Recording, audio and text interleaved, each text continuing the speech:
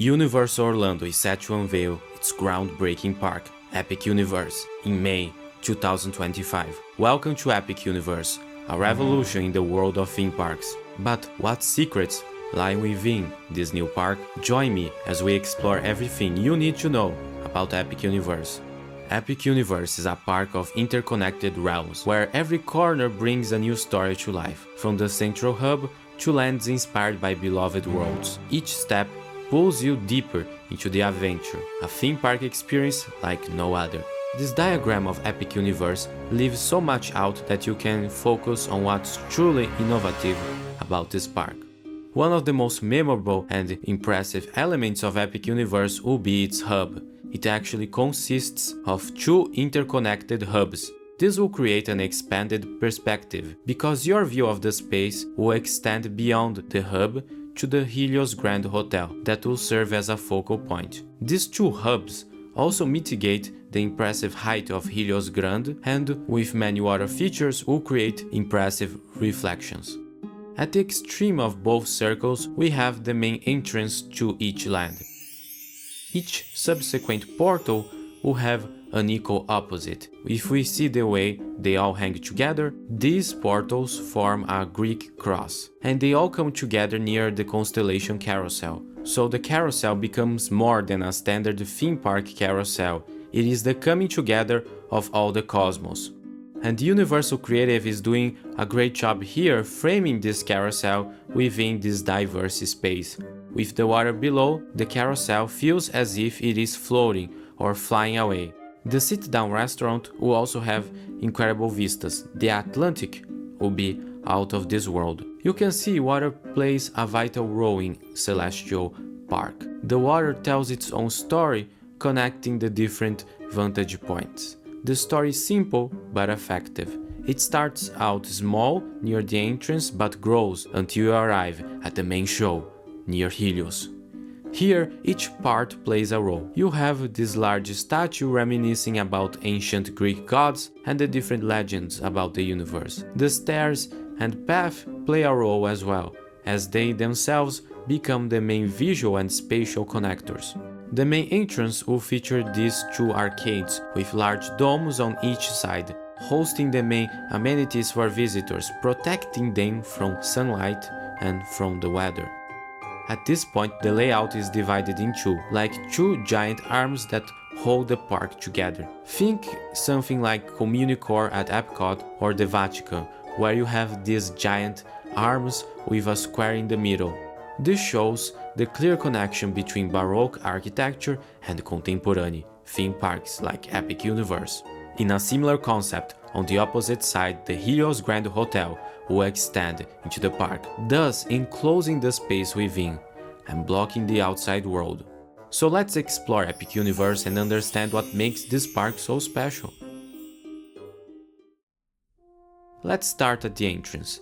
As you stand here, you'll notice this large portal with an arch named the Kronos Tower. You'll notice this large display features constellations, celestial bodies, and most importantly, medallions. Soon you'll realize that the planets are aligned, allowing for us to venture into this once-in-a-lifetime experience. You also notice that Universal Creative is reutilizing a trick they learned from Islands of Adventure, and that's to connect every land together in story. Each medallion represents a different world within Epic Universe: How to Train Your Dragon, Super Nintendo World, Dark Universe, and Harry Potter, with the large icon being Epic Universe in itself.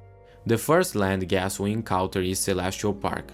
Celestial Park takes many cues from the history of theme parks, as it brings back some elements of recreational parks. The focus here will be on the landscaping, with lush gardens and water as a storytelling device. Near the main axis of Constellation Carousel, you'll find the gateway to a land you might already be familiar with, Super Nintendo World. Surrounded by tall, almost medieval-like fortress, Super Nintendo World requires guests to ascend. This will give us a sense of expectation on what's to come. Then we get the big reveal. As we exit Peach's castle, we see Bowser's castle in the distance, serving as a focal point and entrance to the Mario Kart attraction. Before rushing to the queue line, notice the many details around you that you might recognize from the games. Additionally, tall walls disguised as hills or other in-game landscapes protect you from the vistas outside the Mushroom Kingdom. This mini area of Super Nintendo World will feature 2 attractions, an augmented reality dark ride inspired by Mario Kart and Yoshi's Adventure. Take notice how this land combines different levels, creating a sense as if this world is bigger than you might think. Once downstairs, you'll find another portal that takes guests onto a different world within the Mario universe, Donkey Kong. Contrasting with the Mushroom Kingdom, Donkey Kong Country will feature lush landscaping, making you feel as if you entered a grand tropical rainforest. That's not all, as this mini-land will feature perhaps the park's most innovative attraction, Minecart Madness. Guests will hop into a minecart and experience the sensation of jumping the tracks. This is accomplished by hiding the real coaster tracks beneath the fake mine train ones. The coaster will also travel through the Golden Temple, with a main water feature in the middle, giving a dynamic look that makes the temple seem bigger than it actually is. Epic Universe is similar in many ways to Opening Day Disneyland, in that each land is isolated from each other, and so you have to exit near the same portal you entered and return to Celestial Park. Located at the edge of the main water feature, we see the next major portal, and from the outside you may get a clue as to what this land is about. Dead trees surround the portal, and as a pinnacle we have some sort of device that harnesses the power of lightning. Must be an evil experiment from Dr. Frankenstein.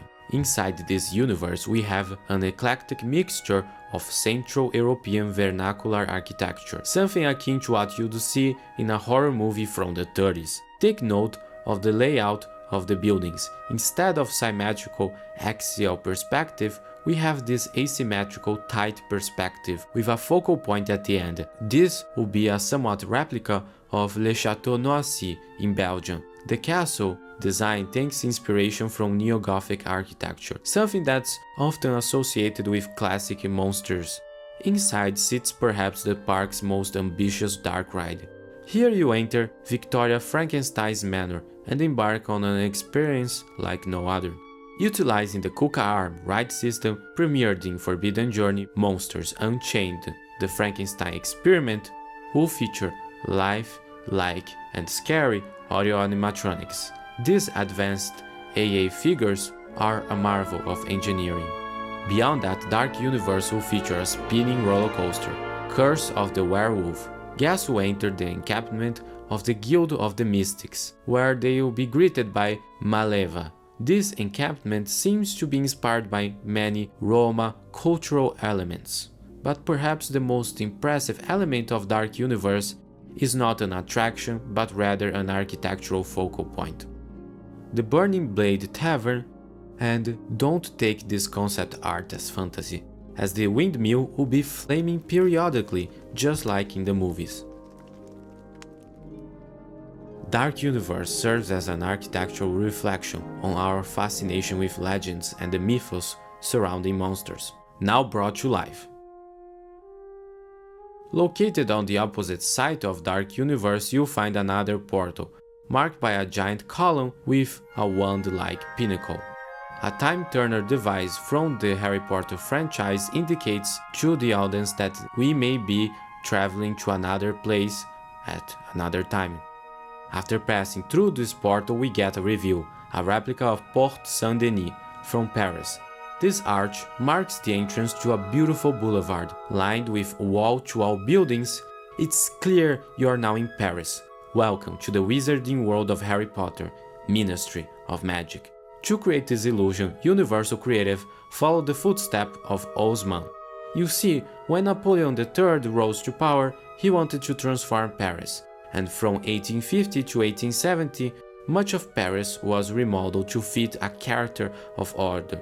Baron Haussmann made a new plan for the city, opening large avenues at a huge scale.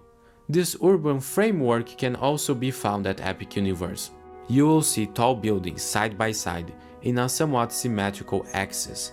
This axis continues forward until it reaches the street and turns slightly and ends This will create the sensation of a street that goes on forever, just like the avenues of Baron Osman. In the middle of the axis, we'll conveniently sit the entrance to Le Cercle Arquenou. From the outside, the tent seems small and insignificant, but by cleverly hiding the real building behind the tent, Universal Creatives will create a surprise moment once you venture inside. Right next to the circles sits a diagonal that will feature the most impressive view of the land. A magnificent flight of steps sits in front of a replica of Le Sacré-Cœur. This is reminiscent of the Scalinata in Rome, as this space is not accessible to guests. The stairs exist to create space, not to take you anywhere. Epic Universe will also feature elements from medieval Paris. Notice this hidden plaza and alley in the layout. This one is hidden behind the main facades from the boulevard, creating an experience like no other, as it will make you feel as if you have left the orderly streets of modern Paris and are now transported into this dark hidden alley. In story, this is where you'll find Le Gobelet Noir, where international dark witches and wizards gather to escape the prying eyes of the Paris ministry. On the side we see an alley or Rue Malabête that leads towards the main attraction. The entrance is inspired by this Art Nouveau building, showcasing this beautiful perspective you see here and you see beyond. The buildings are not parallel to each other but instead are at an angle, creating a sense of discovery. Here sits the most impressive attraction in the park, Harry Potter and the Battle at the Ministry. Your adventure begins as you travel by the Floo network from Wizarding Paris straight to the heart of the British Ministry of Magic. You are here for the long-awaited trial of the infamous Dolores Umbridge, you know, the Pink Lady. As you step into the Ministry's Grand Atrium, a marvel in theme park design, take a moment to appreciate this space that seems to go on forever. Soon you'll board omnidirectional lifts that whisk you to the trial chambers itself. Just as the trial reaches its climax, there's a twist. Umbridge makes a break for it, and chaos erupts. It's up to you to help catch her before the world goes into chaos once again. In a space located between worlds will sit a major roller coaster, Starfall Racers. It's an out-and-back Mack Rides dueling coaster, reminiscent of the dueling dragons at Islands of Adventure. This thrill ride sits in a corridor-like space, but perhaps its biggest accomplishment is at the entrance. Here we see a massive trench where the cars will pass by, alongside this comet statue in the middle, serving as a focal point. Creating a dynamic space, I recommend you to stop by to enjoy the ambience. The last world we enter is perhaps the most creative one. Here we will be transported into a Viking world, a world where dragons are very much real. Isle of Berk features three main elements: the water, where we see Viking boats and the coaster passing through, the grassy hills and landscaping reminiscent of that from the movies, and finally the Viking village. All of these elements combine to recreate the incredible worlds from the franchise. As we enter, we see Mead Hall at a distance, staged together with boats and large statues. It creates a sense of grandeur and importance. We also see these houses that are quite common in the movies. Since you are seeing them from a distance, they will seem larger despite their smaller size. The coaster dives near the water, creating a sense of wonder to those watching. Near this, we see the vibrant Viking training camp. While this space might seem minuscule and worthless at first, I recommend stopping by and admiring the creative artwork present. Take a look at the vibrant stylized dragons and how the play structure interacts with the environment. As we advance further into the land, we see Dragon Racers Rally, a dueling flat ride. Dragons dueling. Hey, I've seen this one. This is a classic. And at the very end, we get the main attraction of the land, Hikapsu, Wing Gliders, a family-friendly roller coaster that travels around the land. This ride is not much about the coaster elements, rather about serving as a storytelling device for Isle of Burke. But that's not all. On the side of mid-hall, we can see another attraction, Fire Drill, a standard water battle boat ride reimagined to fit the world of dragons. Take notice how the different bodies of water transition. It's seamless. You go from the main body of water to this protected body of water that serves the attraction. The two are separated by a bridge, giving the illusion it's all one large body of water. Then the water continues on, but what many are looking forward to is the impressive show. Located at this theater with a typical geometric shape will be the star of the park, the untrainable dragon. This show is already present at Universal Studios Beijing and it has been a smash hit. As we dive deeper into the wonders of Epic Universe, let's take a moment to explore where this incredible park is located. Nestled just a short distance from the heart of Universal Orlando Resort, Epic Universe is located near the Orange County Convention Center. In order to accommodate the number of guests traveling between the Universal parks, a new road is being built with dedicated bus lanes, and these are the Universal buses that will run between the main resort to the new park. Epic Universe is a creative success because it combines those elements that made Disneyland in 1955 a success: the connection with recreational parks and world's fairs, and the power of pop culture makes for a truly unique experience we haven't seen for a long time.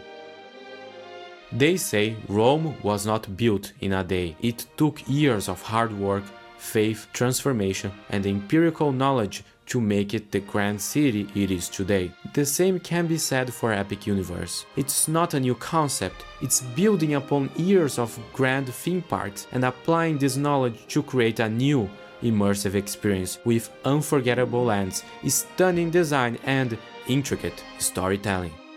Epic Universe stands poised to redefine the world of entertainment.